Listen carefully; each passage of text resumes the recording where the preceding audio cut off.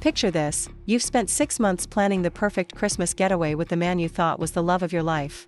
You've booked the romantic cabin, bought the thoughtful gifts, even took vacation time from your demanding job. Then, 2 weeks before Christmas, he drops a bombshell that shatters everything you believed about your relationship. But here's the twist: what happened next changed my life in ways I never could have imagined, and now he's the one begging me to come back.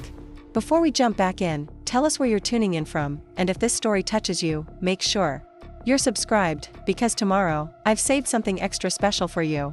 My name is Jessica Martinez, but everyone calls me Jess. At 29, I thought I had figured out the whole adulting thing. I worked as a marketing coordinator for a growing tech company in Portland's South Waterfront District, had my own cozy apartment in the Pearl District with exposed brick walls and big windows that let in the perfect morning light for my coffee ritual. I was the kind of person who color-coded her calendar, always remembered birthdays, and genuinely believed that if you put enough love and effort into something, it would work out. I suppose that naive optimism is what led me to fall so completely for Ryan Coleman. We met 2.5 years ago at Derek Thompson's housewarming party. Derek was one of those guys who collected friends from every phase of his life, so his parties were always this eclectic mix of college buddies, work colleagues, and random interesting people he'd befriended at coffee shops. I almost didn't go that night. I'd had a brutal week at work launching a new product campaign, and honestly, I just wanted to stay home with a bottle of wine and catch up on the photography blogs I'd been meaning to read. But Maya Chen, my best friend since college, practically dragged me out of my apartment. Maya's this incredible graphic designer with purple streaks in her black hair and an uncanny ability to read people within 5 minutes of meeting them. She took one look at me in my comfortable jeans and oversized sweater and declared that I needed human interaction before I turned into a hermit who only communicated through work emails and Instagram stories. The party was already in full swing when we arrived at Derek's new place in the Alberta district. The living room buzzed with conversation, and someone had queued up a playlist that perfectly balanced nostalgic hits with current favorites. I was nursing a craft beer and listening to Maya debate the merits of serif versus sans serif fonts with a fellow designer when I noticed him across the room. Ryan was leaning against the kitchen counter, gesturing animatedly while telling some story that had his small audience laughing. He had this warm, confident energy that drew people in, and when he smiled, it reached his eyes in a way that made you feel like you were sharing an inside joke. He was tall, probably 6'2", with dark hair that looked effortlessly styled and the kind of build that suggested he actually used his gym membership. But what really caught my attention was how he listened when other people spoke, leaning in slightly and nodding at the right moments, like he genuinely cared about what they were saying. Our eyes met across the room, and he excused himself from his conversation to walk over to me. No hesitation, no playing it cool, just direct action. I liked that. You look like someone who has strong opinions about craft beer, he said by way of introduction, nodding toward the bottle in my hand. His voice had this slight rasp to it that made even casual conversation sound more intimate. That depends, I replied, surprised by my own boldness. Are you about to tell me that IPAs are overrated and anyone who drinks them is just trying to prove how sophisticated their palate is? He laughed, a genuine sound that made something flutter in my chest. Actually, I was going to ask if you'd recommend that one. I've been working my way through the local brewery scene, but I keep getting distracted by familiar favorites. We spent the next 3 hours talking about everything from Portland's food truck culture to our shared love of hiking the Columbia River Gorge. Ryan worked in pharmaceutical sales, which initially made me think he'd be all corporate smooth talk and surface-level charm. But he surprised me by being genuinely curious about my work in marketing, asking thoughtful questions about campaign strategy and brand storytelling that showed he was actually listening. When the party started winding down, he walked me to my car and asked if I'd like to continue our conversation over dinner sometime. Not coffee, not drinks, but dinner. A real date with actual intentions. I said yes before he'd even finished the question. Our first official date was at Le Pigeon, this intimate French restaurant in the Burnside area. Ryan had made reservations 2 weeks in advance, which impressed me more than any fancy gesture could have. He was the type of person who planned ahead, who thought about details, who wanted to make sure everything was perfect. During dinner, he told me about growing up in Sacramento, about his college years studying business at Oregon State, about his dreams of eventually starting his own company. I shared stories about my family back in Los Angeles, my photography hobby that I kept meaning to take more seriously, and my secret ambition to travel to every national park in the country. The conversation flowed so naturally that we barely noticed when the restaurant started preparing to close around us. Ryan suggested we walk around the neighborhood, even though it was starting to drizzle in that quintessentially Portland way. We ducked into Powell's books and spent another hour wandering the stacks, pulling random titles off the shelves and reading ridiculous passages to each other until we were both laughing so hard that other customers started giving us dirty looks. By the time he drove me home that night, I was already composing the text message I'd sent to Maya about how wrong she'd been about my dating prospects.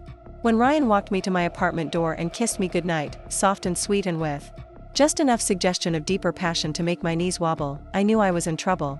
The good kind of trouble. What followed were some of the happiest months of my life. Ryan was everything I'd been looking for without realizing it. He was ambitious but not ruthless, confident but not arrogant, romantic but not cheesy. He remembered that I preferred Ethiopian coffee over Colombian, that I got nervous before big presentations at work, that I had a completely irrational fear of revolving doors. He brought me flowers on random Tuesdays, not just special occasions. He actually listened when I talked about my day and remembered details about my coworkers and projects. The physical chemistry was incredible too. Ryan had this way of looking at me like I was the most fascinating person in any room, and when he touched me, whether it was holding my hand during a movie or pulling me closer while we cooked dinner together, it felt electric. We had this easy intimacy that developed naturally, without any of the awkward negotiation or performance anxiety that had plagued my previous relationships. Maya, who had initially been skeptical of any man who seemed too perfect, gradually warmed up to Ryan after seeing how happy he made me. Even my sister Amanda, who lived in Phoenix with her husband and 2 kids and had appointed herself the unofficial guardian of my romantic life, approved after a long FaceTime conversation where Ryan charmed her by asking thoughtful questions about her children and remembering details from previous calls.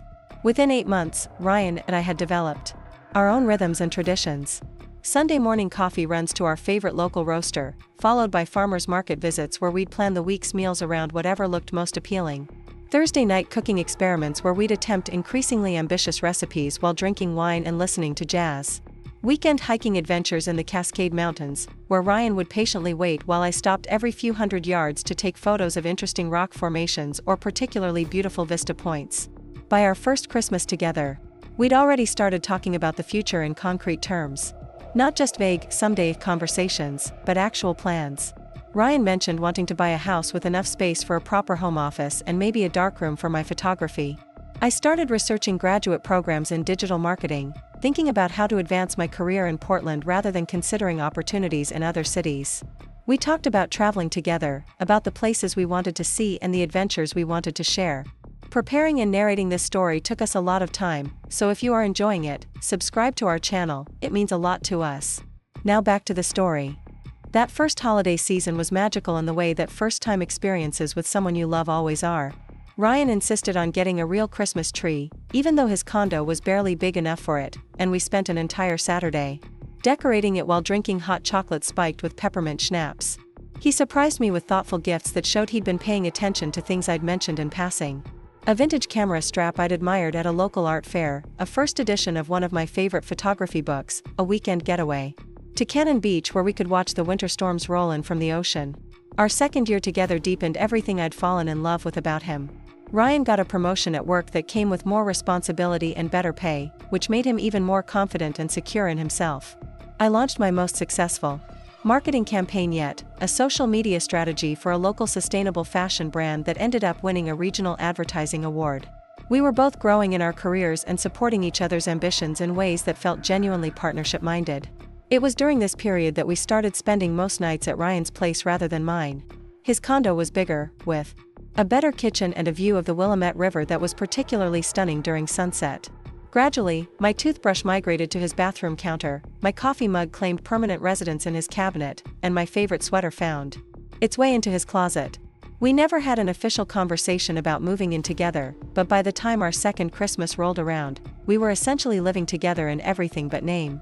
The summer before what would become our final Christmas, Ryan started talking more seriously about marriage. Not in a pressuring way, but in the natural progression of 2 people who'd built something real together and wanted to make it official.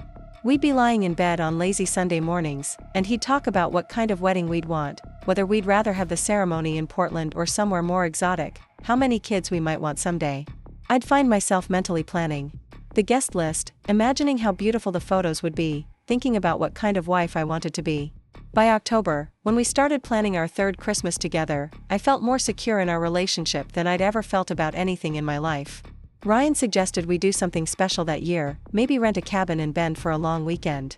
Over the holidays, we could ski during the day and cozy up by the fireplace at night, cook elaborate meals together, and maybe even ring in the new year just the two of us in the mountains. The idea sounded perfect to me. I immediately started researching rental properties, looking for the ideal cabin with a hot tub and mountain views and enough space for all the romantic scenarios I was imagining. I found the perfect place through a vacation rental site, a cedar and stone cabin called Mountain View Retreat that looked like something out of a winter fairy tale. It had a wraparound deck with a hot tub that faced the Cascade Mountains, a stone fireplace in the living room, and a kitchen well equipped enough for the elaborate holiday meals I was already planning in my head. The cabin cost more than we'd normally spend on a vacation, but Ryan insisted that this Christmas was worth the splurge. He talked about how hard we'd both been working, how we deserved to treat ourselves, how this could be the start of a new holiday tradition for us.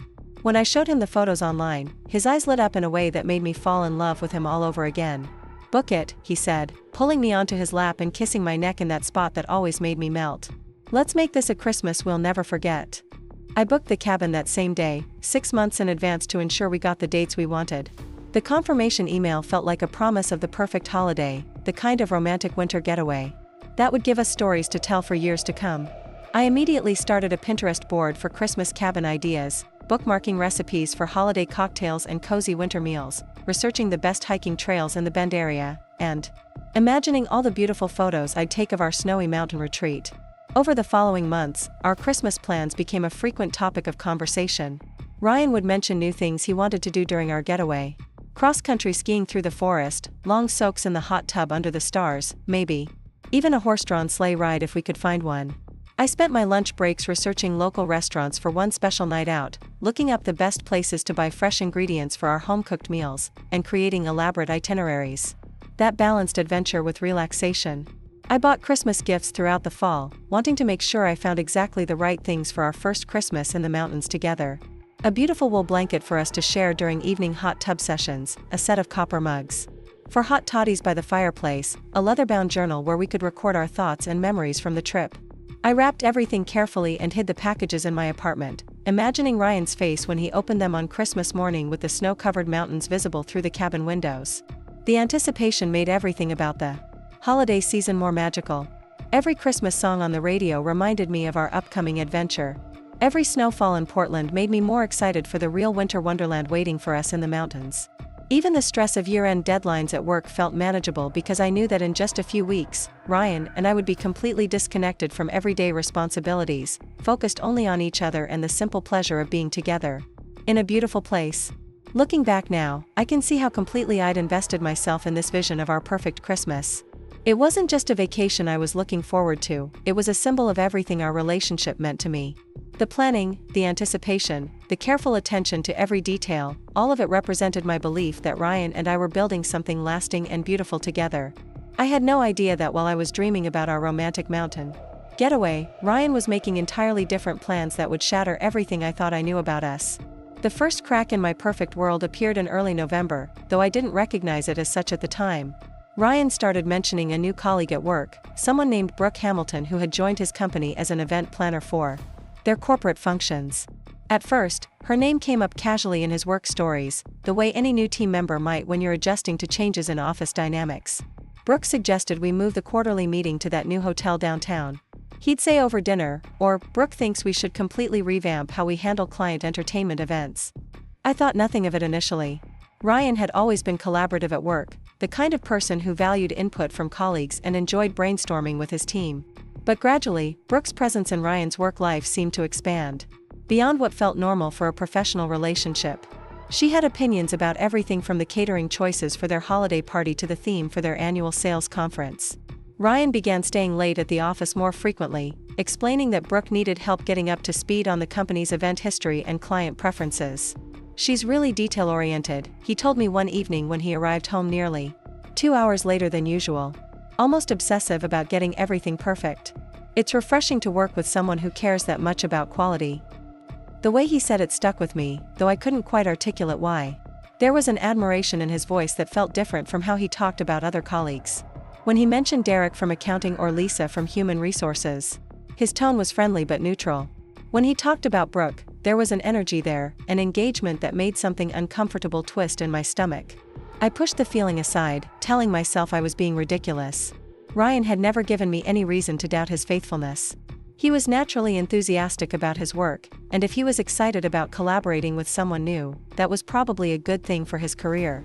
I focused instead on our Christmas plans, using the holiday preparations as a distraction from the nagging worry that had started following me around like a persistent shadow. Thanksgiving weekend arrived with the kind of crisp, clear weather that makes Portland feel magical. Ryan and I had planned a quiet celebration, just the two of us, since my family was in Los Angeles and his was scattered across various states. I spent Thursday morning preparing an elaborate meal while Ryan watched football and offered to help in ways that mostly involved him getting in my way and stealing tastes of everything I was cooking. We ate dinner by candlelight, sharing stories about childhood Thanksgivings and debating whether stuffing was better made with cornbread or regular bread.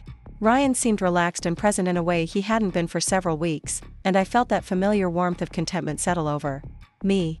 This was what I loved most about our relationship, these moments of simple domestic happiness that felt more romantic than any grand gesture. After dinner, we curled up on his couch with wine and started making detailed plans for our Bend getaway. I pulled up the confirmation email for our cabin rental and we looked through all the photos again, discussing which bedroom we'd choose and whether we wanted to attempt cross-country skiing or stick to downhill. Ryan seemed genuinely excited, asking questions about the hiking trails I'd researched and suggesting we plan one fancy dinner out to balance all the cooking we'd be doing. I keep thinking about Christmas morning, I told him, feeling bold from the wine and the cozy atmosphere. Waking up in the mountains with you, making coffee and watching the sunrise over the peaks. It's going to be perfect. Ryan pulled me closer and kissed the top of my head. It really is. I can't wait to just disconnect from everything and focus on us. But even as he said it, his phone buzzed with a text message. He glanced at it quickly, and I saw a flash of something cross his face before he set the phone aside without responding. Work? I asked. Yeah, just Brooke with some questions about the Christmas party planning. I'll deal with it tomorrow. The mention of her name on Thanksgiving evening felt jarring, like a discordant note in an otherwise harmonious song. I wanted to ask why she was texting him on a holiday, why whatever she needed couldn't wait until Monday, but I didn't want to sound paranoid or controlling. Instead, I snuggled closer to Ryan and tried to recapture the peaceful mood we'd had moments before. The weekend continued pleasantly enough, but I noticed Ryan checking his phone more frequently than usual. Each time he did, he'd get a slightly distracted look, as if part of his attention was elsewhere even when we were together. When I asked about it, he'd dismiss it as work stress or year-end deadlines, explanations that were reasonable enough to accept but didn't quite explain the specific quality of his distraction. Monday morning brought a return to our normal routine, but something had shifted in a way I couldn't quite define. Ryan seemed more eager to get to the office, more energetic about his workday than he'd been in months. When I kissed him goodbye at his door, he was already mentally somewhere else, checking his phone as he walked toward his car. Over the following weeks, the pattern intensified. Ryan's stories about work increasingly centered around Brooke and her various projects. She was organizing their company's Christmas party, which apparently required extensive planning meetings that often ran late into the evening. She had ideas for improving their client entertainment strategy that needed to be developed and refined. She was dealing with difficult vendors who required careful management and diplomatic intervention. Brooke's having trouble with the caterer for the Christmas party, Ryan would explain when he arrived home well after his usual time. The guy's trying to change the menu at the last minute and jack up the prices. She needed help figuring out how to handle it. Why is that your responsibility? I asked one evening, trying to keep my tone light and curious rather than accusatory. Isn't she the event planner? Shouldn't handling difficult vendors be part of her job description? Ryan paused in the middle of loosening his tie, and for a moment, I saw something flicker across his face that might have been annoyance. She's new to the company. She doesn't know all the local vendors yet, doesn't have the relationships built up. I'm just helping her get established. The explanation was logical, but something about his tone suggested I was stepping into territory he didn't want to explore. I dropped the subject and busied myself with dinner preparation, but the conversation stuck with me. Since when had Ryan become so invested in mentoring new colleagues? In the 2.5 years I'd known him, he'd always been friendly and helpful at work, but he'd never taken such a personal interest in anyone else's professional development. December arrived with an unusual warmth that felt more like late October than the beginning of winter. Portland's typically gray skies gave way to unseasonably sunny days that should have lifted my spirits but instead felt ominous, like the calm before a storm. Christmas decorations appeared in store windows and holiday music played in every coffee shop, but I found myself struggling to feel the festive excitement that usually came naturally to me during this season. Ryan's behavior had become increasingly erratic in subtle ways that were hard to pinpoint but impossible to ignore. He'd be fully present during dinner conversations one evening, asking about my day and sharing funny stories from his office, then completely distracted the next, responding to my questions with absent-minded mumbles while staring at his phone. His sleep schedule had become irregular too. Some nights he'd be exhausted and fall asleep almost immediately, other nights he'd lie awake scrolling through his phone or claim he was too wired to sleep and needed to review work documents. The Christmas party preparations provided a convenient explanation for most of his changed behavior, but even that excuse was wearing thin. How much planning could one corporate holiday party possibly require? I'd organized marketing events for my company before, and while they certainly involved coordination and attention to detail, they didn't typically consume someone's entire life for weeks on end. Maybe I could help with something, I suggested. One weekend when Ryan mentioned yet another problem Brooke was having with party logistics. I do event marketing for work. I might have some ideas about vendor management or timeline coordination. That's sweet of you to offer, Ryan said. But his tone suggested the idea was out of the question rather than generous. But this is pretty specific to our company culture and client relationships. Brooke really needs someone who understands our internal dynamics. Again, the explanation was reasonable on its surface, but the quick dismissal stung. In the past, Ryan had always valued my professional input and frequently asked for my perspective on work challenges. Now, suddenly, his collaboration with Brooke was too specialized and important for outside input, even from his girlfriend who worked in a related field. I started paying closer attention to the details of Ryan's stories about work, and inconsistencies began to emerge. He'd mentioned having lunch meetings with Brooke to discuss party planning, but when I asked casual questions about what they'd ordered or where they'd gone, his answers were vague and sometimes contradictory. He'd claimed to be staying late to help her with vendor negotiations, but when I called his office line to see if he wanted me to pick up dinner for both of us, there was never any answer. The most unsettling incident happened on a Wednesday evening in mid-December. Ryan had told me he'd be working late again, another emergency situation with the Christmas party planning that required his immediate attention. I decided to surprise him by bringing coffee and pastries from his favorite bakery, thinking a sweet gesture might help relieve some of his apparent stress. When I arrived at his office building, the parking garage was nearly empty, and the lobby was dimly lit in the way it usually was after hours. I rode the elevator to his floor, planning to surprise him at his desk, but when the doors opened, the entire floor was dark.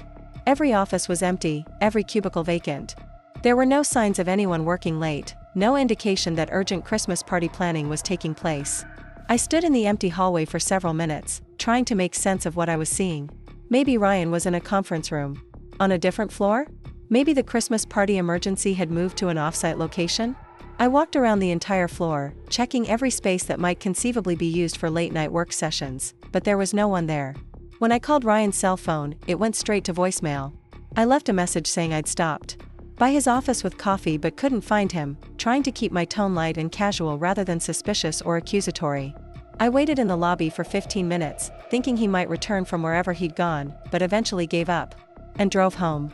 Ryan arrived at his condo 3 hours later, looking slightly disheveled and claiming he'd been in back-to-back meetings that had run much later than expected. When I mentioned stopping by his office, he seemed genuinely surprised and explained that the meetings had been at a client's location across town. The explanation was plausible, but something about his delivery felt rehearsed, as if he'd been preparing for this exact conversation. "You should have called first," he said, and there was a sharpness in his voice that I'd never heard before. "I would have told you not to waste the trip." The word waste hit me like a physical blow. When had bringing my boyfriend coffee and pastries during a stressful work period become a waste? When had spontaneous gestures of care and support become inconveniences to be avoided rather than sweet surprises to be appreciated? That night, lying in bed next to Ryan while he slept, I stared at the ceiling and tried to make sense of everything that had been happening. The late nights, the secretive phone calls, the constant mentions of Brooke and her various crises, the way he'd become simultaneously more distant and more defensive. Individual incidents could be explained away, but the overall pattern was starting to paint a picture I didn't want to acknowledge. I told myself I was being paranoid, that work stress could make anyone behave differently, that the holiday season was naturally chaotic for everyone. But deep in my gut, I knew something fundamental had changed in our relationship. The easy intimacy we'd always shared had been replaced by a careful politeness that felt like we were roommates rather than lovers. Ryan was physically present, but emotionally elsewhere, and I was starting to suspect I knew where his attention had really gone. The realization that something was seriously wrong came gradually, like watching a photograph develop in slow motion. Each day brought new details that individually seemed insignificant but collectively created an image I desperately didn't want to see clearly.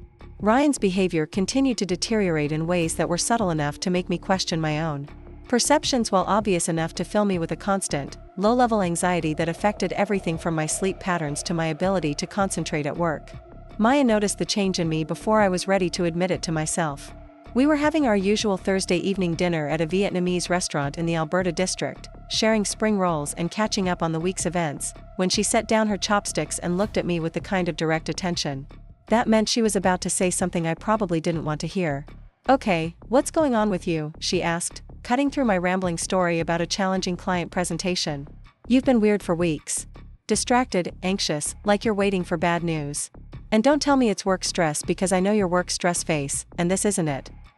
I considered deflecting, making up some explanation about holiday pressures or year-end deadlines, but Maya had known me too long and too well for such tactics to work. Instead, I found myself telling her about Ryan's recent behavior, the late nights and secretive phone calls and constant mentions of his new colleague Brooke.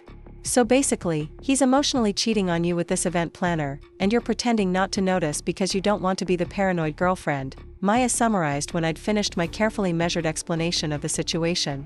"That's not what I said," I protested, but even as the words left my mouth, I knew she'd accurately captured what I'd been trying not to think. "He's just been stressed about work. The Christmas party is a big deal for his company, and Brooke is new, so she needs extra support." Maya raised an eyebrow in the expression she'd perfected over years of listening to friends rationalize obviously problematic behavior. "Jess, honey, I love you, but you're being deliberately naive. Men don't suddenly start working 12-hour days to help the new girl plan a Christmas party unless they're planning more than just a Christmas party." Her words hit me like ice water, partly because they articulated fears I'd been pushing down for weeks and partly because I knew she was right. Maya had an uncanny ability to see through romantic bullshit, probably because she approached relationships with the same analytical precision she brought to her graphic design work. She looked at patterns and inconsistencies, at what people did rather than what they said, and she rarely missed important details. "What do you think I should do?" I asked, hating how small and uncertain my voice sounded. "You could ask him directly," Maya suggested. "Tell him you've noticed changes in his behavior and you're concerned about your relationship. See how he responds." The idea of such a conversation made my stomach clench with anxiety.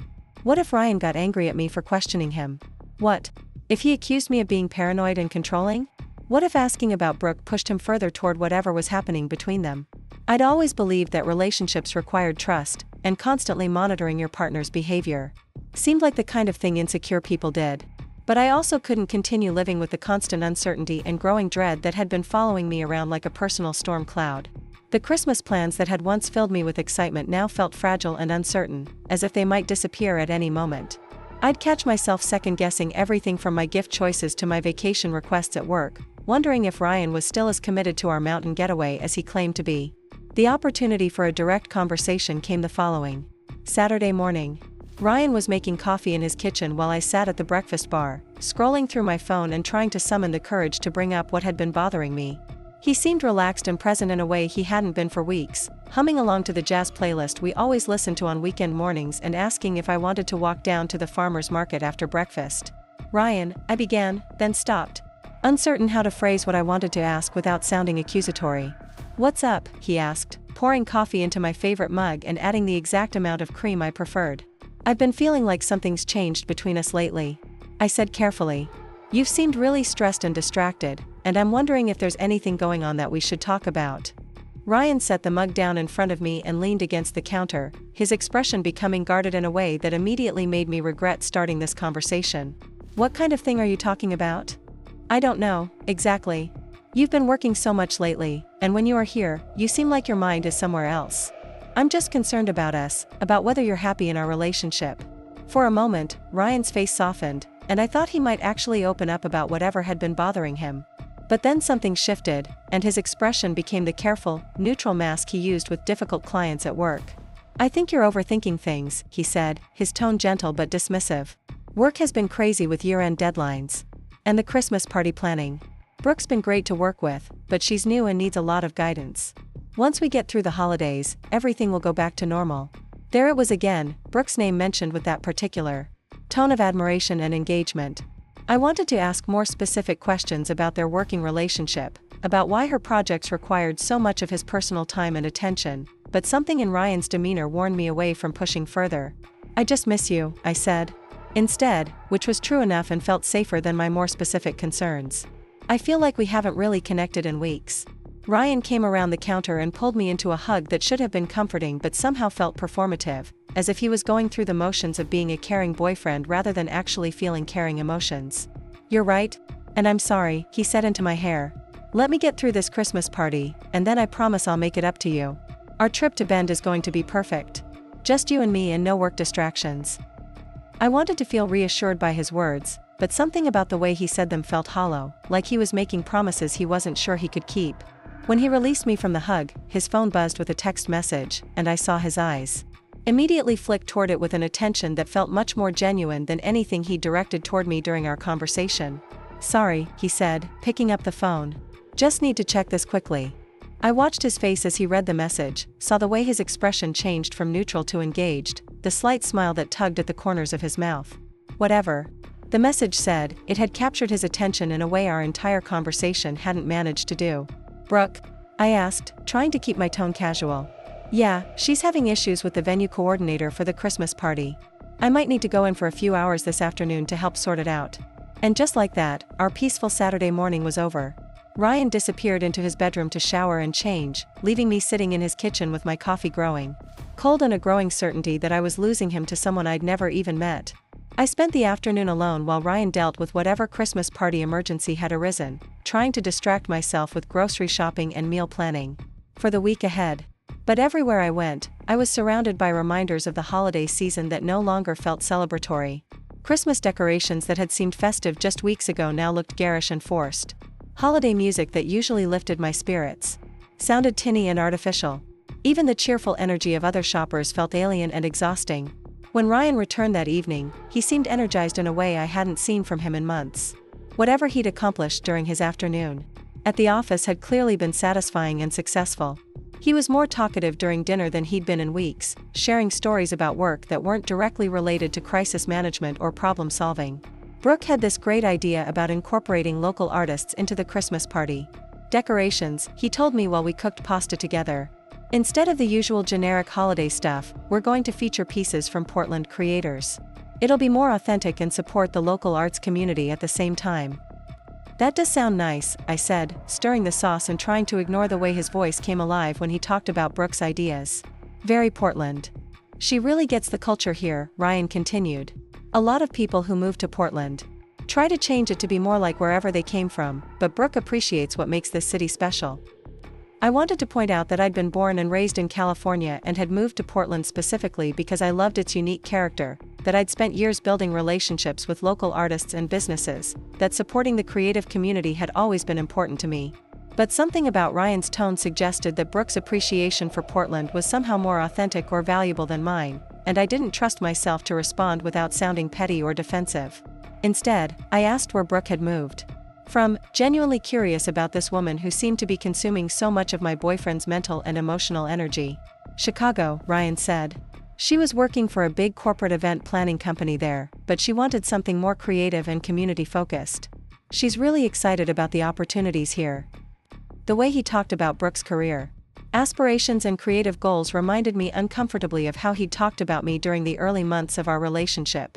The same tone of admiration and engagement, the same sense that he was genuinely interested in her thoughts and dreams and professional development.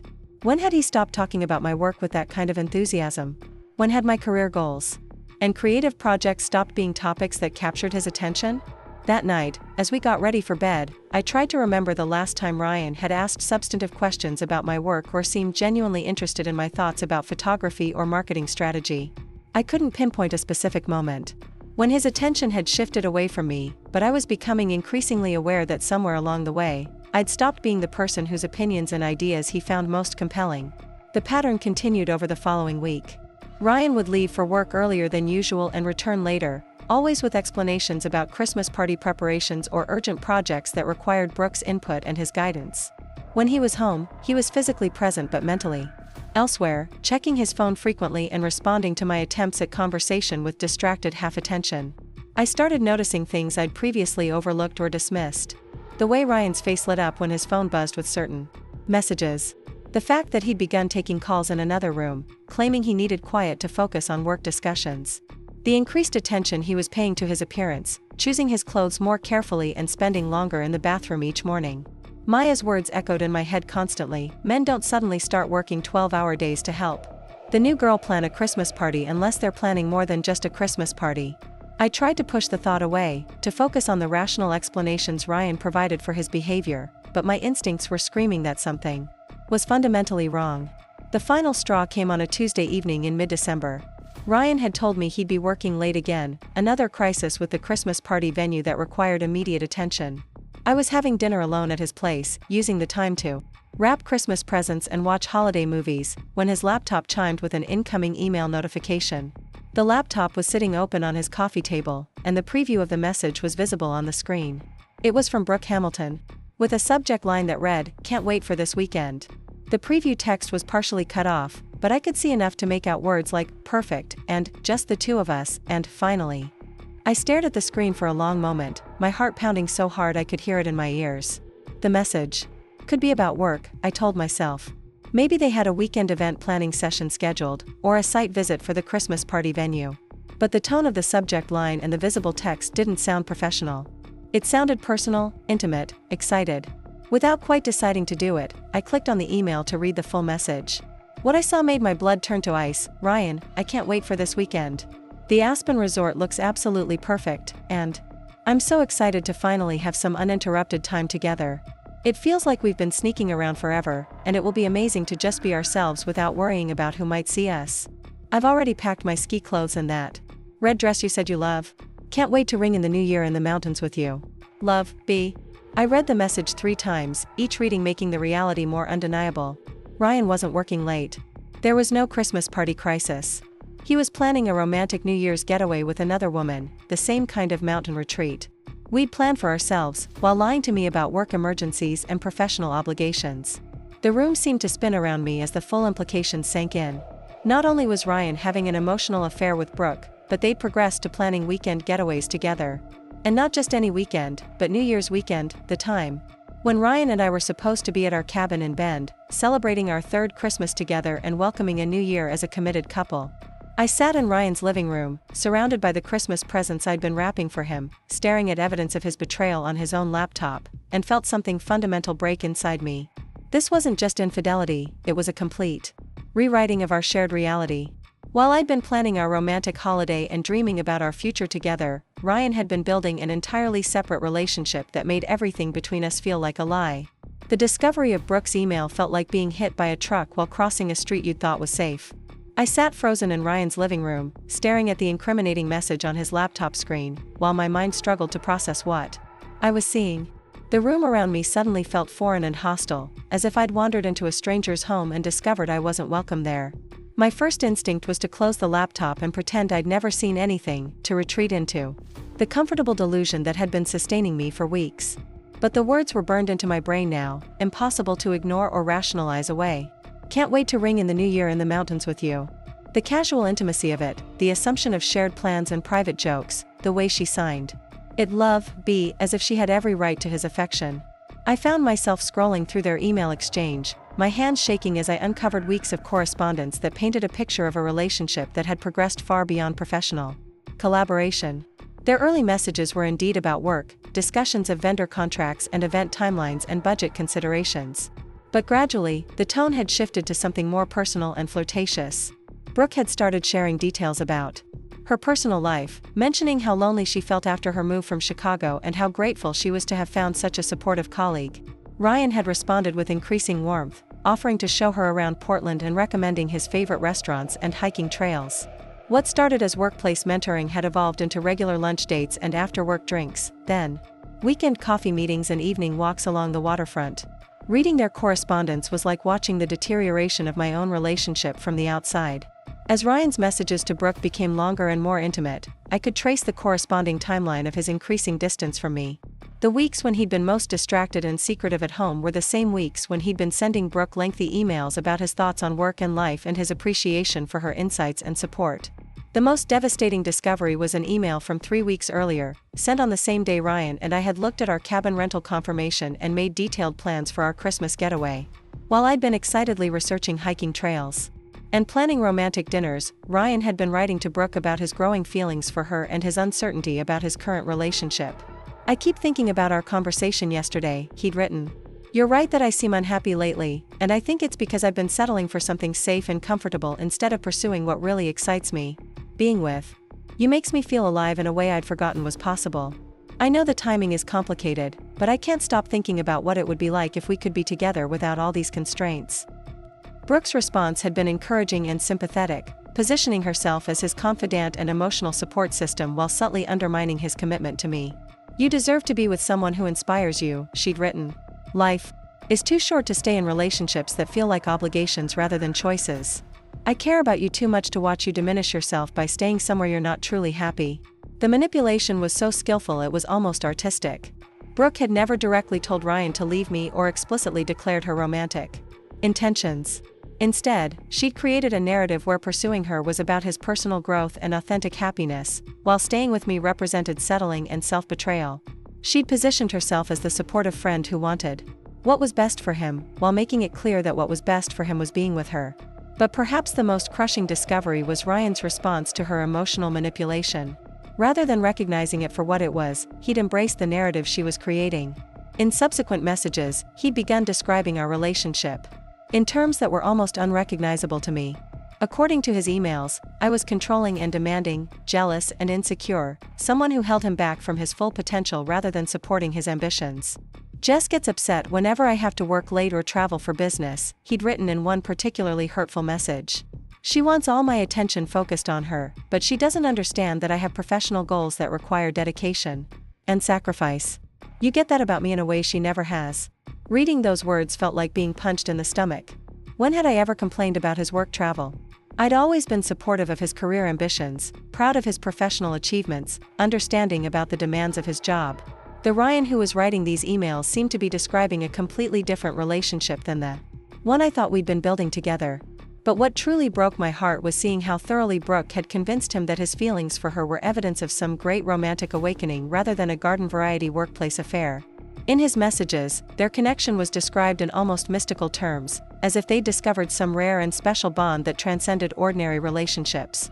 He wrote about feeling understood and appreciated in ways he'd never experienced before, about conversations that left him feeling energized and inspired. The final email in their exchange was the one I'd initially seen, Brooke's excited message about their New Year's trip to Aspen. But now I could see it in context, as the culmination of weeks of emotional manipulation and gradual boundary erosion.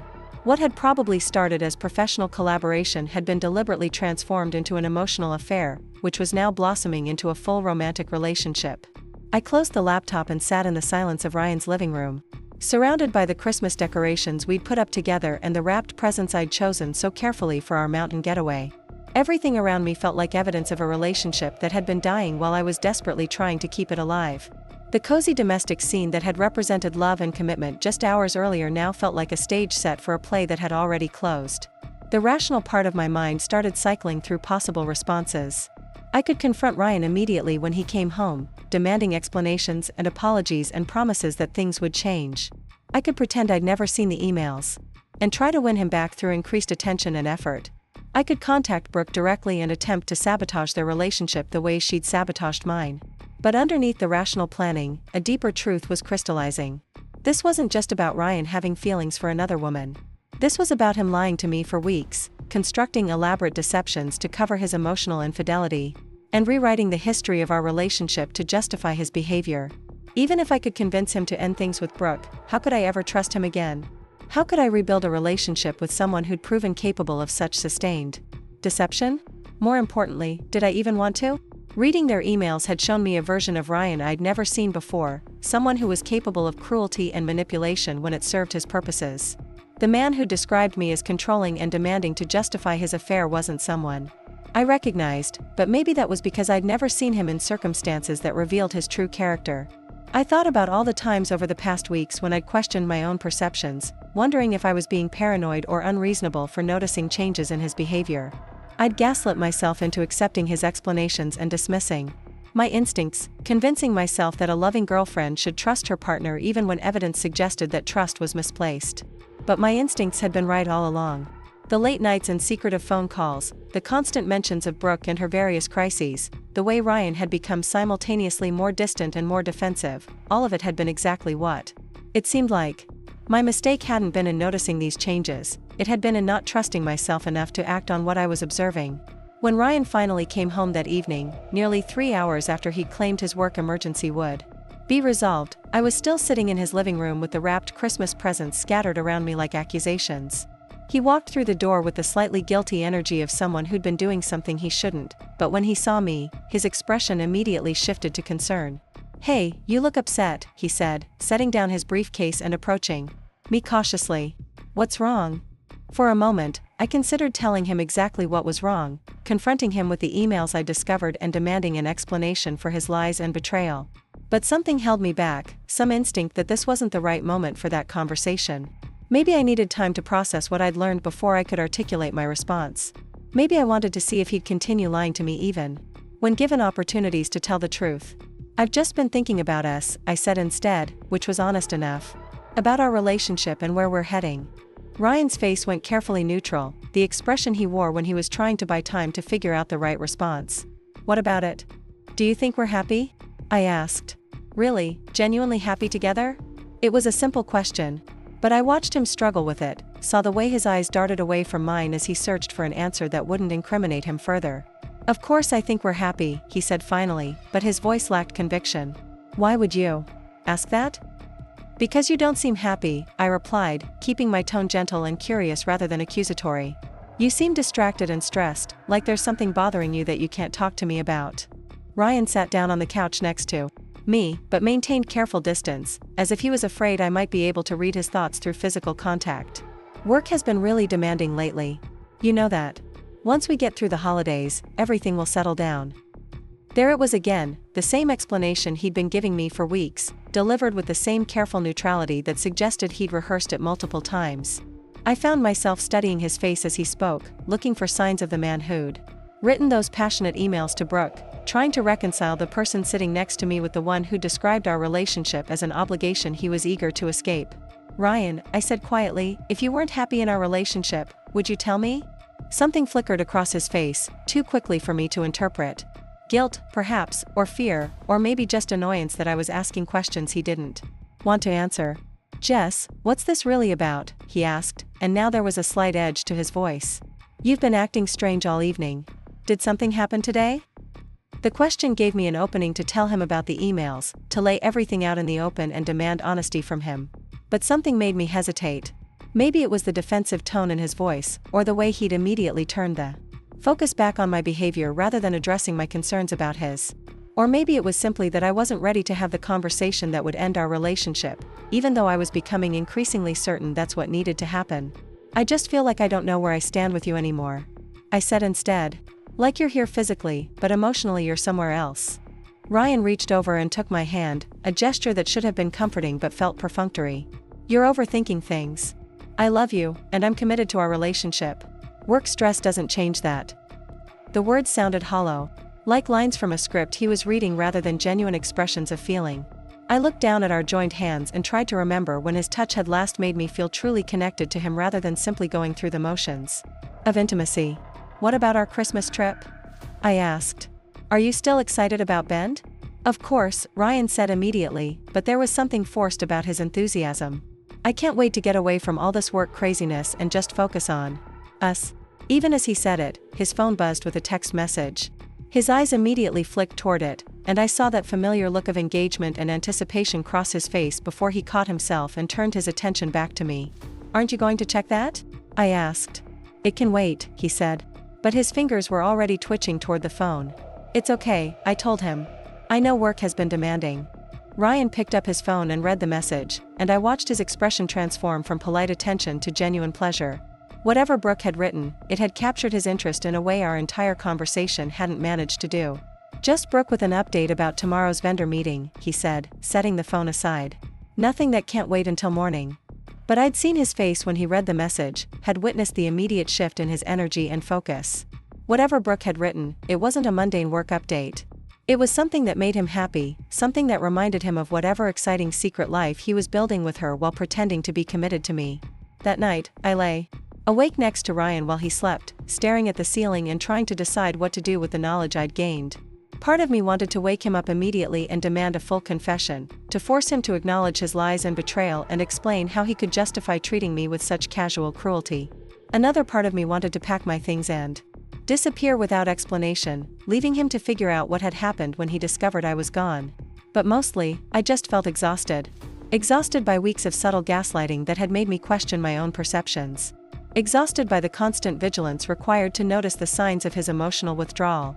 Exhausted by the effort of trying to maintain a relationship with someone who was actively working to undermine it while pretending to be committed. I thought about the version of myself from 6 months ago, the woman who'd been so excited about planning our Christmas getaway, who'd believed wholeheartedly in our future together. That woman seemed like a stranger to me now, someone whose optimism and trust had made her vulnerable to exactly this kind of deception. I wondered if I'd ever be able to approach relationships with that kind of open-hearted enthusiasm again, or if Ryan's betrayal had permanently damaged my ability to trust and hope. The next 2 weeks passed in a strange state of suspended animation. I went through the motions of my normal routine, attending work meetings and Christmas parties, shopping for last-minute gifts and making plans with Maya for New Year's Eve. All while carrying the secret knowledge of Ryan's betrayal like a weight in my chest. Every interaction with him felt surreal, as if I was watching our relationship from the outside and marveling at how convincingly we could both pretend everything was normal. Ryan seemed to sense that something had shifted, but he couldn't pinpoint what had changed or how to address it. He made increased efforts to be attentive and affectionate, bringing me coffee in the mornings and suggesting romantic dinner dates and asking detailed questions about my work projects. But his attention felt performative rather than genuine, like he was following a checklist of boyfriend behaviors rather than expressing authentic care and interest. The most surreal moments came when he talked about our upcoming Christmas trip to Bend. He would mention activities he was looking forward to, restaurants he wanted to try, how relaxing it would be to disconnect from work and focus on each other. Each time he brought it up, I found myself wondering if he'd somehow forgotten about his plans with Brooke, or if he was simply such a skilled liar that he could discuss our trip with apparent sincerity while knowing he had no intention of going. I started paying closer attention to his schedule, looking for clues about when he might be planning to cancel our vacation. The timing would have to be soon, since we were supposed to leave for Bend on December 22nd, just 5 days after Christmas. He couldn't wait much longer to back out without raising serious suspicions about his excuse. The answer came on December 15th, exactly 1 week before our planned departure. I was at work, trying to focus on year-end reports and campaign evaluations, when Ryan called with what he claimed was devastating news. "Jess, I have some really bad news about our Christmas trip," he said, and his voice carried exactly the right combination of disappointment and frustration to be convincing if I hadn't known what was coming. "What happened?" I asked, though I already knew the general shape of whatever lie he was about to tell. "There's been a major crisis with one of our biggest pharmaceutical clients," Ryan explained, his words coming out in a rush of apparent stress and anxiety. "Their entire marketing campaign for a new product launch got completely derailed by some regulatory issues, and they need emergency damage control. It's exactly the kind of situation that could make or break my career at this company." The story was elaborate and detailed, full of industry-specific terminology and corporate urgency that would have been completely convincing if I hadn't known he was planning a romantic getaway with another woman. Ryan had always been good at his job, but apparently he was even better at creative fiction when the situation required it. "That sounds terrible," I said, matching his tone of concern and disappointment. "How long do you think it will take to resolve?" "That's the worst part," Ryan continued. "The client wants to do a complete strategy overhaul, and they're demanding that key team members be available throughout the holiday period. I'm going to have to cancel our Bend trip. I know how much you were looking forward to it, and I feel horrible about this, but there's nothing I can do." He sounded genuinely remorseful, as if he was truly devastated about missing our romantic Christmas getaway rather than excited about spending it with someone else. The performance was so convincing that for a moment I almost doubted what I'd seen in his emails. Could there be some possibility that this was real, that his relationship with Brooke was purely professional and I'd misinterpreted their correspondence? But then I remembered the specific language from Brooke's email about Aspen and ringing in the new year together, the timeline that perfectly coincided with our canceled vacation, the way Ryan's voice carried just a hint of suppressed excitement underneath his apologetic disappointment. I understand, I told him. Work has to come first sometimes. Will you have to travel for this project? Unfortunately, yes, Ryan said, and I could practically hear him choosing his words carefully. The client is based in Colorado, so I'll probably have to spend most of the holiday period there working on strategy sessions and damage control meetings. Colorado. Just like Brooke's email had mentioned.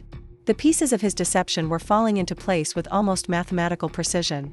That's really unfortunate timing, I said. But I guess these things can't be helped. I'm so sorry, Jess. I know how much this trip meant to you, how much planning you put into it. Maybe we can reschedule for later in the winter, or plan something even better for Valentine's Day. The casual way he dismissed months of planning and anticipation, the easy assumption that I'd be available for rescheduled romance whenever it was convenient for him, made something cold and hard crystallize in my chest. This wasn't just about his affair with Brooke.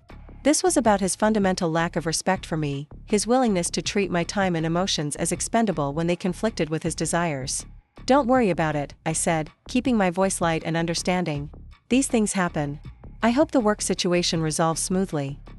After we hung up, I sat in my office cubicle staring at my computer screen while my coworkers bustled around me with holiday excitement and end-of-year urgency. The conversation had confirmed everything I'd suspected while also making the reality feel more concrete and final. Ryan wasn't going to suddenly realize his mistake and choose me over Brooke. He wasn't going to confess his affair and beg for forgiveness. He was going to continue lying to me while building a relationship with someone else, and he was going to keep doing it for as long as I allowed him to. The question was, how long was I willing to participate in my own humiliation? That evening, I went home to my own apartment for the first time in weeks. I'd been spending so much time at Ryan's place that my own space felt unfamiliar, like a hotel room I'd checked into by mistake. But being there alone, surrounded by my own things and my own choices, helped me think more clearly about what I wanted to do next. I could confront Ryan with the evidence of his deception and demand an explanation. I could fight for our relationship, try to convince him that what we had was worth more than whatever excitement Brooke was offering. I could make ultimatums and threats, force him to choose between us, and maybe even win. But as I sat in my living room looking through the Christmas gifts I'd bought for him, still wrapped and ready for a trip that was never going to happen, I realized I didn't want to fight for someone who'd already decided I wasn't worth fighting for. The Ryan who could lie to me so easily, who could describe our relationship in such dismissive terms to another woman, who could plan romantic getaways with someone else while making fake promises to me, wasn't someone I wanted to be with regardless of whether I could win him back. Instead, I found myself thinking about what I actually wanted to do with my Christmas vacation. For months, I'd been so focused on our couple's getaway that I hadn't considered any other possibilities. But now, suddenly, I had a week of approved time off and no obligations to anyone but myself. The idea that formed in my mind was both terrifying and exhilarating. What if I took the trip anyway? Not to Bend, obviously, since that cabin was meant for two people and was too closely associated with my relationship with Ryan. But what if I went somewhere else entirely, somewhere I'd always wanted to visit but had never prioritized because couples trips always took precedence over solo adventures? I opened my laptop and started researching possibilities. California's coast had always appealed to me, with its dramatic cliffs and artistic communities and reputation for inspiring creative breakthroughs. I could drive down Highway 1, stopping wherever looked interesting, taking photographs and exploring small towns and eating at restaurants I chose purely based on my own preferences. The more I thought about it, the more appealing the idea became. When was the last time I'd traveled alone, made decisions based solely on my own interests, spent time in my own company without worrying about anyone else's needs or preferences? When was the last time I'd prioritized my own happiness over maintaining a relationship? By the time I went to bed that night, I'd booked a hotel room in Big Sur for Christmas Eve and Christmas Day, found a charming bed and breakfast in San Francisco for New Year's weekend, and mapped out a rough itinerary for a solo road trip that would take me through some of the most beautiful scenery in California. The planning gave me a sense of excitement and anticipation I hadn't felt in months, a reminder that I was capable of creating happiness for myself rather than waiting for someone else to provide it. 3 days before I was supposed to leave for my solo California adventure, Ryan made one final attempt to maintain the elaborate fiction he'd constructed around our relationship. He called me at work with what he claimed was wonderful news about our Christmas situation. "Jess, you're not going to believe this," he said, his voice filled with the kind of enthusiasm that might have been convincing if I hadn't known exactly what he was trying to accomplish. I just got off the phone with my manager, and it turns out they might not need me in Colorado for the entire holiday period after all. Really? I said, genuinely curious about how he was going to navigate this particular lie. What changed? The client decided to postpone some of the strategy sessions until after New Year's, Ryan explained. Which means I might be able to salvage at least part of our Christmas trip. Maybe we could still go to Bend for a few days, even if it's not the full week we originally planned. The offer was clearly designed to test whether I suspected anything about his real plans. If I jumped at the chance to preserve our romantic getaway, he could claim the work situation had changed again and return to his original excuse. If I seemed reluctant or suggested alternative plans, he could gauge how much I might know about his deception. That's great news, I said, deciding to play along with his game while pursuing my own agenda. But actually, I've already made other plans for Christmas. There was a long pause on the other end of the line. Whatever response Ryan had been expecting, it wasn't this. What kind of other plans? He asked, and I could hear the confusion in his voice. When you canceled our trip, I decided to take a solo vacation instead, I explained. I'm driving down the California coast, spending Christmas in Big Sur and New Year's in San Francisco. I've already booked hotels and mapped out my route. You're going to California by yourself? Ryan's voice carried a note of something that might have been panic. Jess, that seems kind of extreme. Why don't we just reschedule our Bend trip for later in the winter when work calms down? Because I'm excited about my California plans, I said, which was completely true. I've always wanted to do a solo road trip, and this seems like the perfect opportunity. Besides, you said yourself that your work situation is unpredictable right now. I don't want to plan another trip that might get cancelled at the last minute. Ryan was quiet for a long moment, clearly trying to figure out how to respond to this development. His plan had obviously been to keep me waiting at home while he enjoyed his romantic getaway with Brooke, probably expecting that I'd spend Christmas alone and grateful just to have him back afterward. The idea that I might create my own adventure and find my own sources of happiness had apparently never occurred to him. I just don't like the idea of you traveling alone, he said finally. What if something happens? What if you have car trouble or get lost or… Ryan, I'm 29 years old, I interrupted. I think I can handle a road trip to California without adult supervision. That's not what I meant, he said quickly. I just worry about you, that's all. Maybe I could try to get out of some of these work obligations and come with you. We could do the California coast together instead of Bend. The suggestion was so transparently manipulative that I almost laughed. Ryan had spent weeks planning a romantic vacation with another woman, but now that I was threatening to be unavailable for his emotional manipulation games, suddenly he was willing to abandon his Colorado work emergency to spend Christmas with me. I appreciate the offer, I said, but I'm really looking forward to some solo travel time. I think it will be good for me to have some space to think and reflect. Think and reflect about what? Ryan asked, and now there was definitely an edge of anxiety in his voice. About a lot of things, I said vaguely. My career goals, my photography, what I want my life to look like going forward. Sometimes you need distance from your regular routine to gain perspective. Jess, you're starting to worry me, Ryan said. This doesn't sound like you. You love planning trips together, and you've never been interested in solo travel before. Are you upset about something? Is this about me canceling our Bend trip? I'm not upset, I said, which was mostly true. I'd moved beyond upset into something much clearer and more purposeful. I'm just ready for an adventure. That evening, Ryan showed up at my apartment unannounced, something he'd never done in the entire time we'd been together. I answered the door to find him standing in my hallway with flowers and an expression of confused concern, like someone trying to solve a puzzle whose pieces didn't fit together the way he expected. Can we talk? He asked. I feel like there's something going on that I don't understand. I let him into my apartment and watched him look around at the evidence of my trip preparations.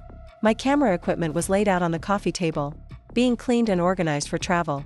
Maps and guidebooks were scattered across the dining room table alongside printed hotel confirmations and restaurant recommendations.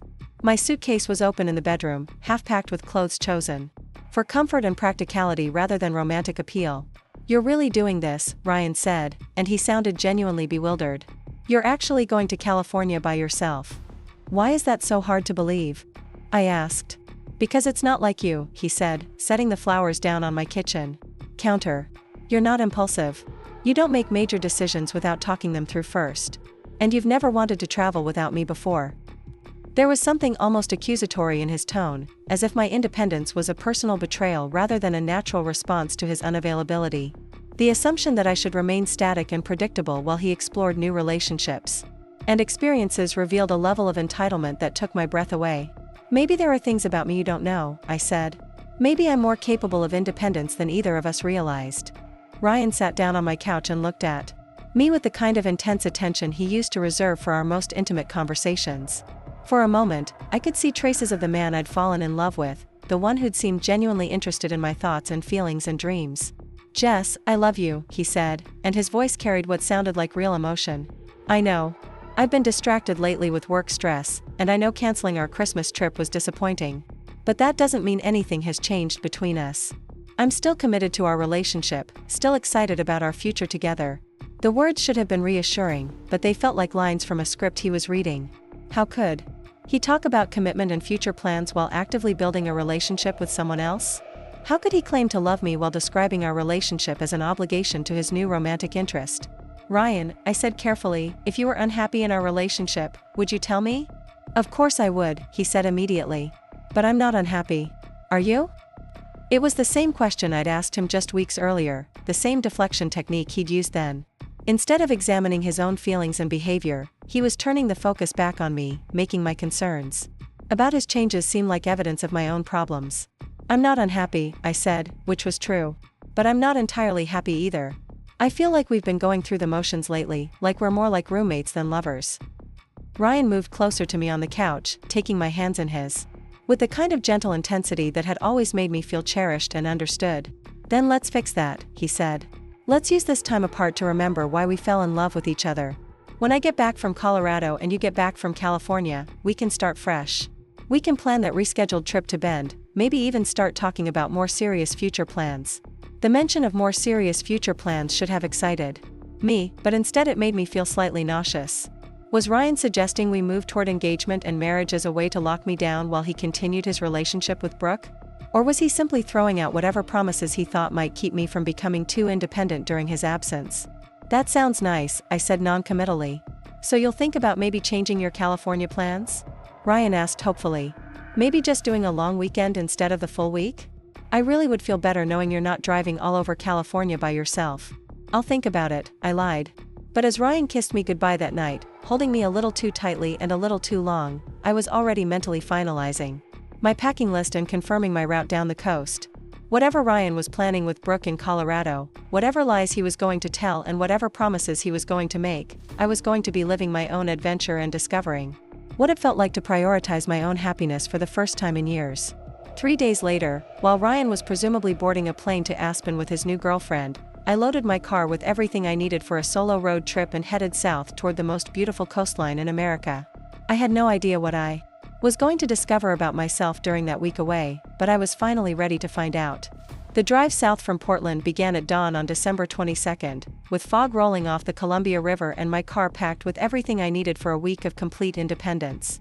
As I merged onto Interstate 5 heading toward California, I felt a mixture of excitement and terror that reminded me of the first day of college, that same sense of stepping into an unknown future where anything might be possible.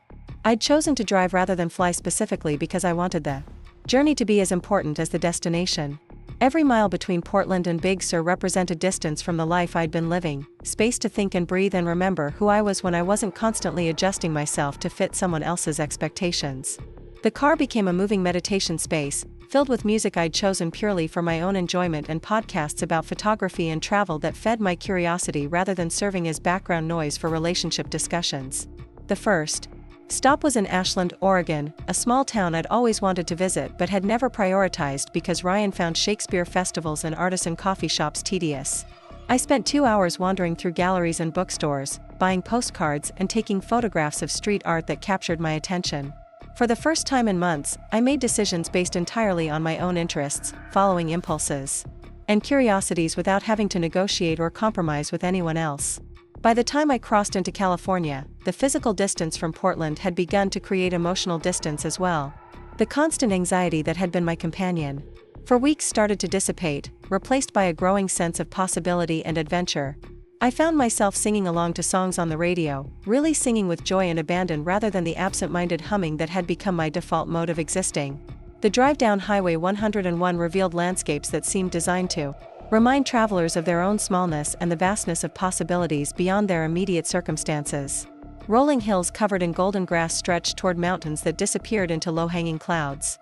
Small towns with names like Willits and Ukiah offered glimpses of lives lived at different paces, with different priorities and different definitions of success and happiness. I stopped for lunch in a roadside cafe near Hopland, where the waitress was genuinely curious about my solo journey, and the elderly man at the next table shared stories about his own cross-country road trip from 40 years earlier. The casual friendliness of strangers reminded me how much energy I'd been spending on managing the tension and uncertainty in my relationship with Ryan. When you weren't constantly monitoring someone else's mood and trying to anticipate their needs, there was so much more space for genuine connection with the world around you. The afternoon brought me through wine country, where vineyards stretched across hillsides in geometric patterns that looked like abstract art from the highway. I'd planned to stop at a few tasting rooms, but found myself more interested in the visual beauty of the landscape than in wine tourism. Instead, I pulled over at scenic overlooks to take photographs, experimenting with different angles and compositions without worrying about how long I was taking or whether I was boring my travel companion. As evening approached, I reached the turnoff for Highway 1 and the final stretch of my journey to Big Sur. The road carved along cliffsides that dropped dramatically into the Pacific Ocean, offering views that were so stunning they seemed almost fictional. I drove slowly, stopping frequently to capture images and simply absorb the magnitude of the scenery. The ocean stretched endlessly toward the horizon, reminding me that my personal problems, however overwhelming they felt, were just tiny details in a much larger story. By the time I arrived at my hotel in Big Sur, the sun was setting over the Pacific in a display of colors that no photograph could adequately capture. I checked into my room, a simple but comfortable space with a balcony overlooking the ocean, and immediately called Maya to let her know I'd arrived safely. "How are you feeling?" she asked, and I could hear the concern in her voice. Maya had been supportive of my decision to take this trip, but she'd also worried about me traveling alone during what was clearly an emotional crisis. "Better than I've felt in months," I said, and realized as I spoke the words that they were completely true. I forgot how much I love making my own decisions. "And Ryan? Have you heard from him?" I checked my phone and saw 3 missed calls and several text messages from him, all expressing concern about my safety and asking for updates on my location and plans. The messages had an increasingly frantic quality that suggested he was having trouble accepting my unavailability. "He's been calling, but I haven't felt like talking to him," I said. "I think he's starting to realize that canceling our trip might have had unintended consequences."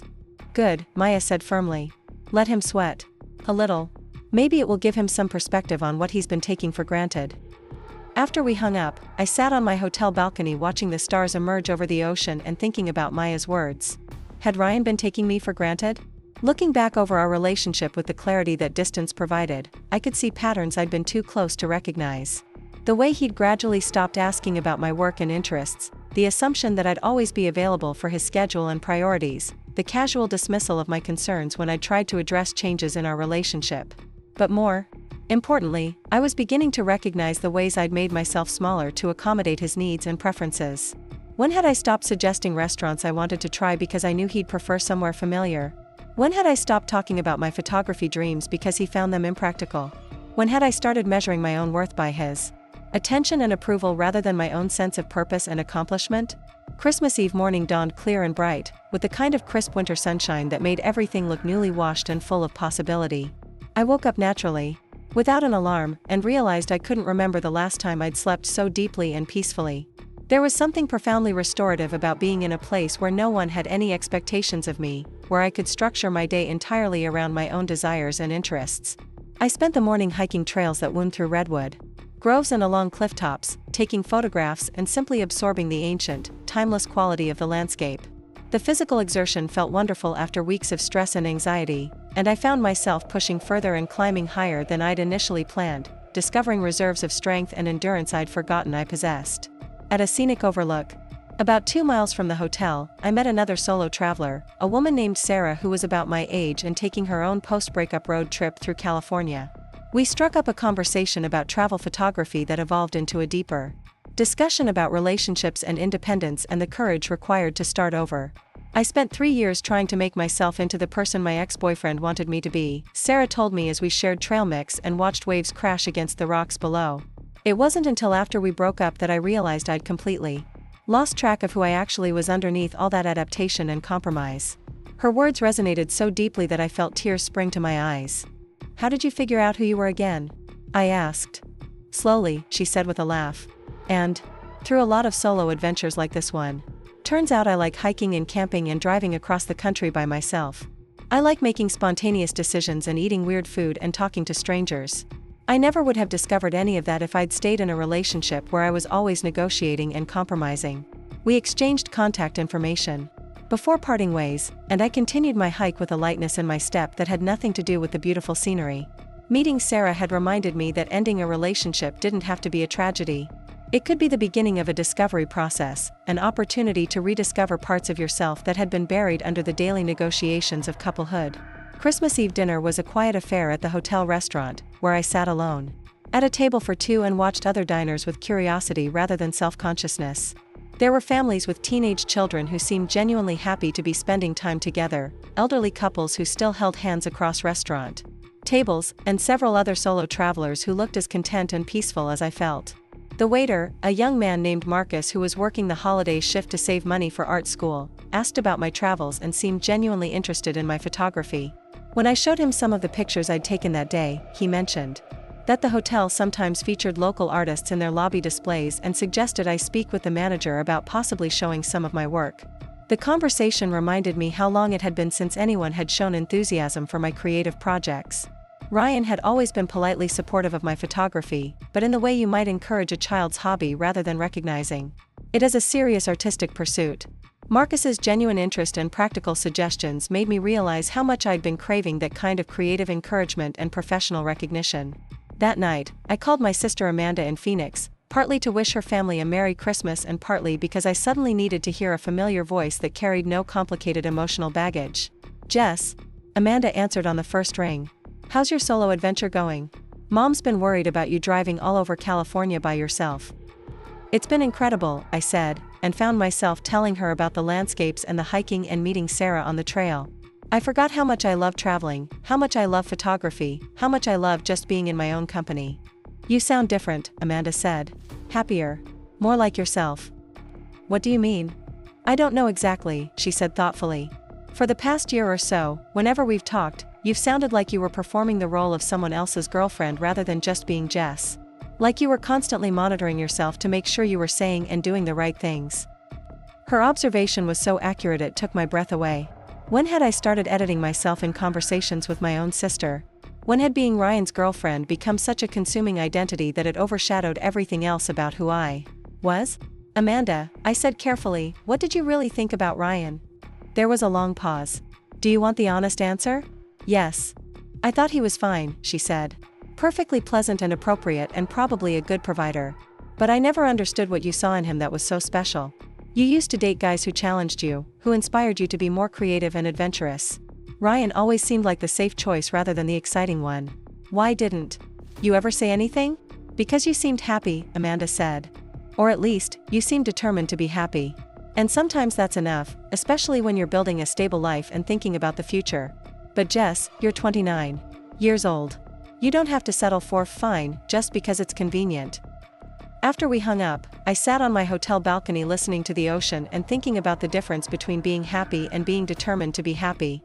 For months, maybe even years, I'd been working so hard to maintain the illusion of a perfect relationship that I'd stopped noticing whether the relationship actually made me feel fulfilled and excited about life.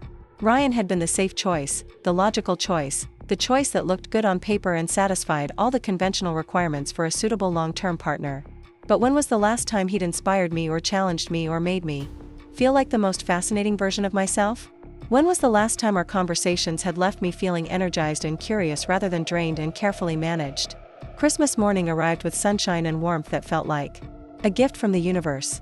I woke up without the slight anxiety that usually accompanied holiday mornings, the pressure to manage other people's expectations and orchestrate perfect celebrations. Instead, I made coffee on my hotel balcony and watched the sunrise over the Pacific Ocean, feeling more connected to the natural rhythms of the world than I had in years. My phone had several messages from Ryan, each one more desperate than the last. He'd apparently been trying to reach me since Christmas Eve, claiming he had important news about his work situation and needed to talk immediately. The messages had progressed from casual check-ins to genuine worry to something that sounded almost like panic. Instead of calling him back, I decided to spend Christmas morning exploring Hearst Castle, the elaborate mansion built by newspaper magnate William Randolph Hearst in the 1920s. The guided tour revealed a world of artistic excess and architectural ambition that was both impressive and slightly ridiculous, a monument to one man's determination to create his own version of paradise regardless of cost or practicality. As I walked through rooms filled with priceless art and furniture collected from around the world, I found myself thinking about the different ways people tried to build meaningful lives. Hearst had accumulated objects and experiences, surrounding himself with beauty and luxury as a way of creating significance. Ryan seemed to collect achievements and status symbols, building a life that looked successful from the outside regardless of whether it felt fulfilling from the inside. But what did I want to build? What kind of life would feel genuinely meaningful and exciting rather than simply safe and appropriate? The questions felt both thrilling and terrifying, like standing at the edge of a cliff and realizing you had the choice to either back away or learn to fly. After the castle tour, I drove to a small coastal town called Cambria, where I spent the afternoon wandering through art galleries and antique shops. In one gallery, I discovered the work of a photographer who specialized in landscape images similar to the ones I'd been taking during my trip.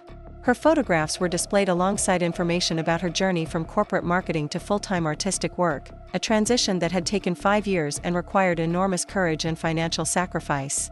The gallery owner, noticing my interest in the photographer's story, mentioned that the artist offered workshops for serious hobbyists looking to develop their technical skills and artistic vision. Before I could second-guess myself, I asked for her contact information and workshop schedule. "Are you a photographer?" the owner asked. "I'm trying to figure that out," I said, which felt like the most honest answer I'd given to any question in months. That evening, I had Christmas dinner at a small restaurant overlooking the ocean, where I struck up a conversation with the couple at the next table, retired teachers who were spending their first Christmas as empty nesters by driving the Pacific Coast Highway in an RV. They were both in their 60s, clearly still in love after decades of marriage, but also obviously comfortable with their individual interests and independence. The secret, the woman told me when I asked about their relationship longevity, is remembering that you're two complete people who choose to share a life, not two half people who need each other to feel whole. The years when we were happiest were the years when we both had our own passions and projects, and then came together to share what we'd learned and experienced.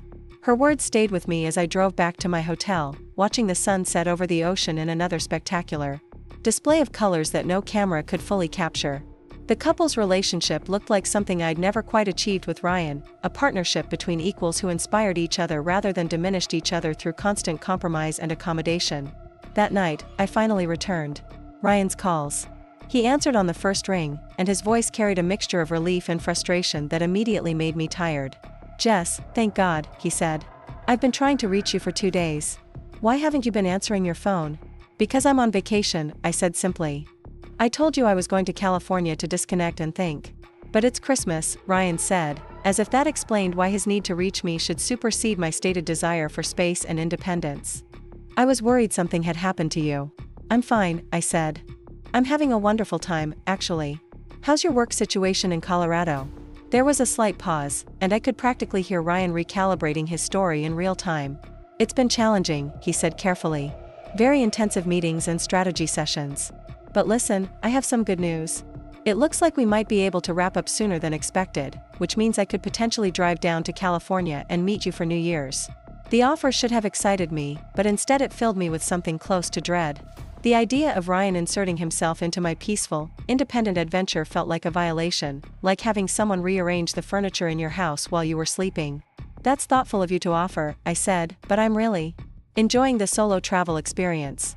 I think I need this time by myself." "Jess, you're starting to worry me," Ryan said, and his tone shifted to something more serious and concerned. "This isn't like you.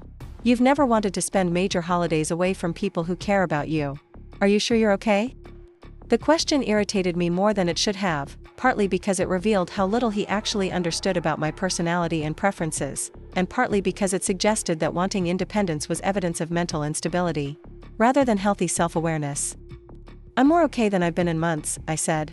"I'm remembering things about myself that I'd forgotten, discovering new interests, meeting interesting people. It's been exactly what I needed." "What kind of things?" Ryan asked, and I could hear the confusion in his voice. I told him about the hiking and photography, about meeting Sarah on the trail and the gallery owner in Cambria, about the photography workshops I was considering and the possibility of taking my artistic interests more seriously. As I spoke, I realized how long it had been since I'd shared genuine excitement about my own projects and discoveries with him. "That all sounds great," Ryan said when I finished, but his tone suggested he was humoring me rather than sharing my enthusiasm. "But don't you think you're maybe getting a little carried away? Photography is a nice hobby, but it's not exactly a practical career choice." There it was, the subtle dismissal that had become so routine in our relationship that I'd stopped noticing it. Ryan's automatic assumption that my interests were charming but impractical, that my excitement about creative pursuits was evidence of temporary vacation-induced enthusiasm rather than genuine passion and potential. "Maybe practical isn't the most important consideration," I said. "Jess, come on," Ryan said, and now there was definitely an edge to his voice. "You have a good job, a stable life, a relationship with someone who loves you. Why would you want to throw all that away for some fantasy about becoming a professional photographer?" "I never said anything about throwing anything away," I replied, though as I spoke the words, I wondered if that was entirely true. "I just said I was exploring new possibilities." "Look," Ryan said, his tone becoming more conciliatory, "I understand that you're having some kind of quarter-life crisis or whatever. That's normal. But don't make any major decisions while you're in this emotional state. When you come home, we can talk about ways to incorporate more creative activities into your regular life without derailing everything you've worked to build." The condescension in his voice was so obvious I wondered how I'd missed it for so long. When had Ryan appointed himself the voice of reason in my life? When had my dreams and aspirations become evidence of emotional instability that needed to be managed and contained? "I should go," I said. "I want to catch the sunset from my hotel balcony." "Jess," Ryan said, and his voice carried a note of desperation that was new and unsettling. "I love you. Whatever's going on with you right now, we can work through it together. Don't let a few days of vacation convince you to make choices you'll regret." "I love you too," I said automatically, though as the words left my mouth, I wondered if they were still true or simply a habit I hadn't yet broken. After we hung up, I sat on my hotel balcony watching the sun disappear into the Pacific Ocean and thinking about the difference between being loved and being understood. Ryan claimed to love me, but his version of love seemed to require that I remain static and predictable, that I prioritize security and conventionality over growth and self-discovery. Was that enough? Was it enough to be loved by someone who wanted you to stay exactly the same, who saw change and exploration as threats rather than natural parts of human development? Or was it possible that there were other kinds of love, relationships, that encouraged growth and celebrated discovery rather than trying to contain and control it? The next few days passed in a blur of scenic drives and spontaneous adventures. I drove south to San Simeon, where I spent hours photographing elephant seals lounging on the beach in massive, chaotic piles that looked like abstract sculptures. I explored the artist community in Carmel, where galleries and studios lined fairy tale streets that seemed designed to inspire creativity and wonder. In Monterey, I visited the famous aquarium and found myself mesmerized by the jellyfish exhibit, watching translucent creatures pulse through the water with movements that looked like underwater ballet. The experience inspired a series of photographs that captured light and movement in ways I'd never attempted before, images that felt more artistic and personal than anything I'd created in years. Each day brought new discoveries about the world and about myself. I was more adventurous than I'd remembered, more willing to strike up conversations with strangers and try unfamiliar foods and explore roads that didn't appear on any map. I was also more creative and visually oriented than I'd realized, constantly noticing patterns and compositions that begged to be photographed. But perhaps most importantly, I was beginning to understand that I was more complete and self-sufficient than I'd believed. The constant anxiety and self-doubt that had characterized my recent months with Ryan were replaced by a growing confidence in my own judgment and capabilities. I could navigate unfamiliar places, make good decisions, handle unexpected challenges, and create my own entertainment and fulfillment. By the time I reached San Francisco for the final leg of my journey, I felt like a fundamentally different person than the one who'd left Portland just a week earlier. The city welcomed me with its famous fog and steep hills and eclectic neighborhoods that seemed to celebrate individuality and creative expression. I spent New Year's Eve walking through the Mission District, admiring murals and browsing bookstores and eating at restaurants I chose purely because they looked interesting. As midnight approached, I found myself on a hilltop overlooking the bay, surrounded by other revelers but fundamentally alone with my thoughts and plans for the coming year. When the fireworks began over the water, I made a series of resolutions that had nothing to do with self-improvement and everything to do with self-discovery. I was going to take the photography workshop in Cambria. I was going to apply for a job that prioritized creativity over security. I was going to stop apologizing for taking up space in the world and start celebrating the unique perspective I brought to every situation. And I was going to end my relationship with Ryan. The decision crystallized with the kind of clarity that comes when you stop trying to force something that doesn't fit and start accepting what's actually true. I didn't want to be with someone who saw my growth as a threat. I didn't want to spend my energy convincing someone to value my dreams and ambitions. I didn't want to build a life based on safety and convenience rather than passion and purpose. Most importantly, I didn't want to go back to being the smaller, more cautious version of myself I'd become in order to maintain a relationship that had stopped serving either of us months ago. As I drove back to Portland on January 2nd, I felt nervous but not afraid. Ending things with Ryan would be difficult and painful, but it would also be honest and necessary. For the first time in months, I was making a decision based on what I actually wanted rather than what seemed safest or most expected. The woman who'd left Portland a week earlier had been scared and uncertain, trying to hold together a relationship that was already over. The woman driving back was clear about her priorities and confident in her ability to create a life that reflected her authentic interests and values. Ryan was waiting for me when I arrived at my apartment, looking haggard and anxious in a way that immediately made me feel guilty for causing him distress. But underneath the guilt was a new clarity about the dynamics that had been controlling our relationship, the way my concern for his feelings had consistently superseded attention to my own needs and desires. "We need to talk," I said, setting down my suitcase and looking at him directly for the first time in weeks without trying to gauge his mood or anticipate his needs. "Yes, we do," Ryan said, and his voice carried a mixture of relief and apprehension. "Jess, I've done some thinking while you were away, and I realize I haven't been the partner you deserve. I want to make changes, to be more present and attentive. I want us to work." "Ryan," I said gently, "I don't think we do work. Not anymore. Maybe not ever, in the way that really matters." The conversation that followed was painful but necessary, filled with tears and recriminations and attempts to negotiate compromises that would save us from having to actually end things. Ryan promised to be more supportive of my photography, to pay better attention to my needs, to prioritize our relationship over work demands. But I'd moved beyond wanting him to change into someone who could love me the way I deserved to be loved.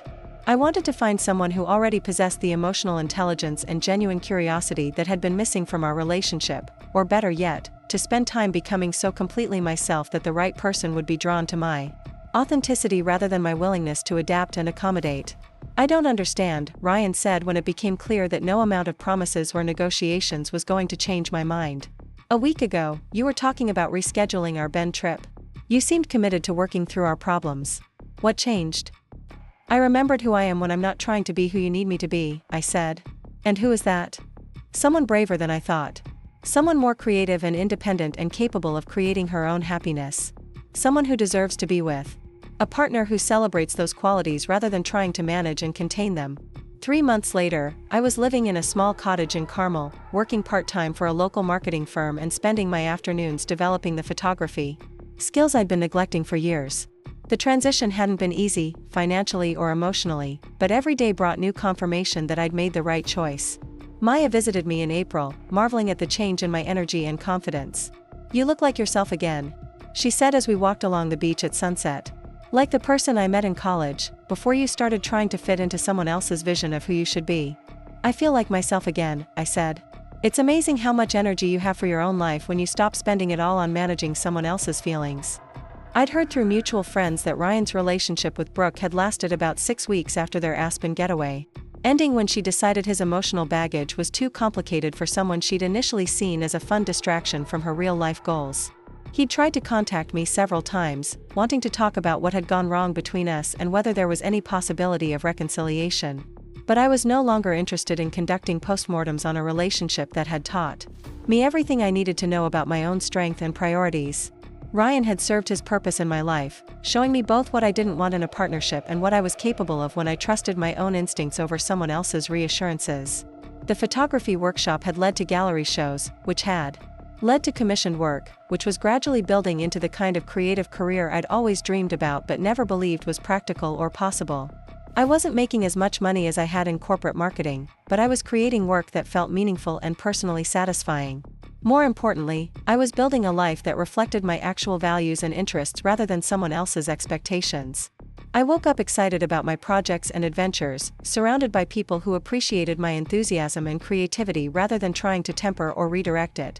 As I watched the sun set over the Pacific Ocean from my cottage deck, I thought about the woman who'd left Portland almost 6 months earlier, scared and uncertain but willing to trust herself enough to take the first step toward something better. That solo road trip had been the beginning of everything that mattered in my life now, the moment when I'd chosen growth over safety and discovered that I was strong enough to create my own version of happiness. The holiday that was supposed to be about preserving a dying relationship had instead become the catalyst for the most authentic and fulfilling period of my life. Sometimes the best gifts come in packages that look nothing like what you thought you wanted, wrapped in circumstances that seem like disasters but turn out to be exactly the push you needed to become who you were always meant to be. Up next, you've got 2 more standout stories right on your screen. If this one hit the mark, you won't want to pass these up. Just click and check them out.